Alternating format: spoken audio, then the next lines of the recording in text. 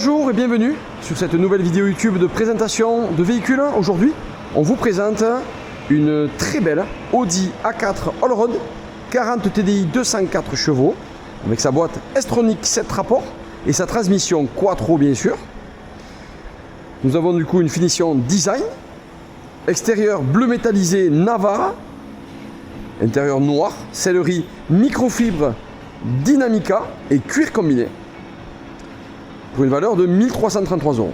Ce véhicule-là fait 11 chevaux fiscaux, 5 portes, 5 places, et sa première mise en circulation est du 31 mai 2022. Il s'agit du coup d'une B9 phase 2. Ce véhicule est notamment équipé du GPS, de la caméra de recul, de l'Apple CarPlay, des radars avant-arrière, de la navigation MMI.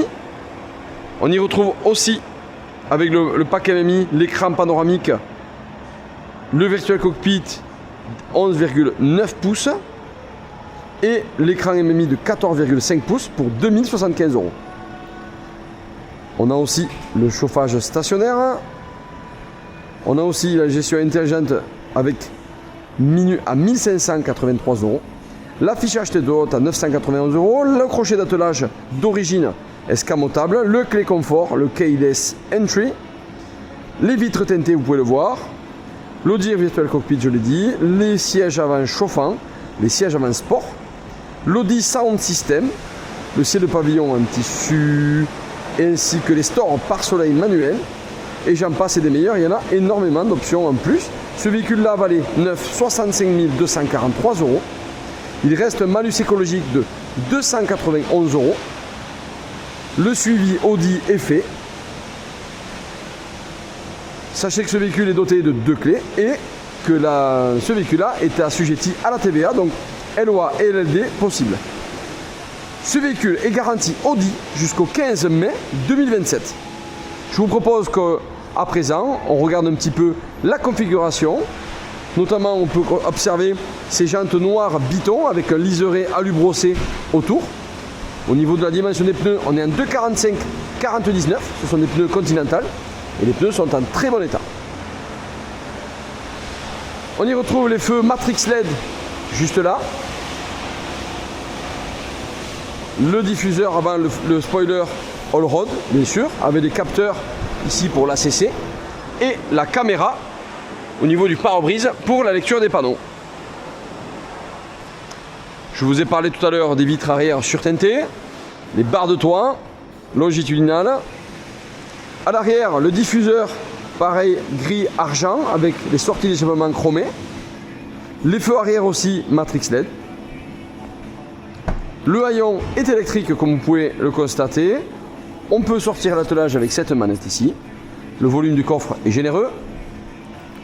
À l'arrière, on y retrouve la climatisation Trizone.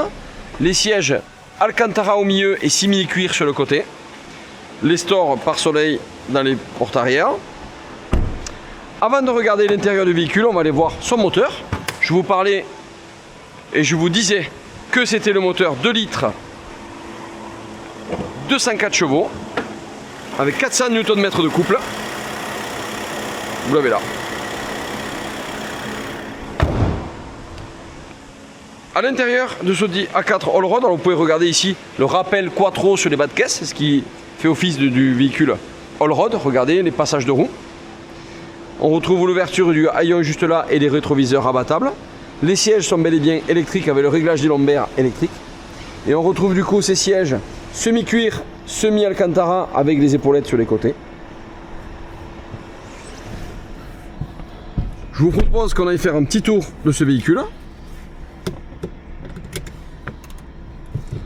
C'est parti. Donc vous pouvez voir ici la caméra de recul avec une magnifique RS4 derrière.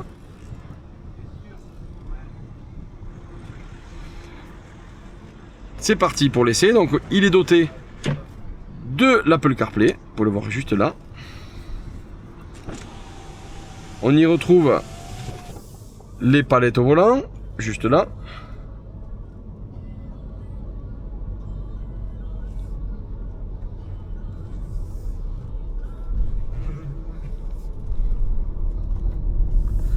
Vous pouvez voir du coup le Virtual Cockpit ici et l'écran tactile là. On peut changer bien sûr les vues au niveau de l'écran tactile. Le véhicule est à température, on va pouvoir tester le 0 à 100. Je mets sur le Drive Select la position dynamique. Vous voyez qu'il existe aussi la position off-road puisque c'est un quattro all-road. Et donc on va se mettre aux environs des 20 km/h aux abords du panneau et on va faire un 0 à 100, on fait un 20 à 100 pour tester un petit peu sa reprise et sa puissance. C'est parti. On sent bien le couple et la puissance de ce 204 chevaux. Je repasse en mode normal au niveau de la boîte de vitesse et je rechoisis mon mode efficiency ou confort en fonction de ce que je préfère.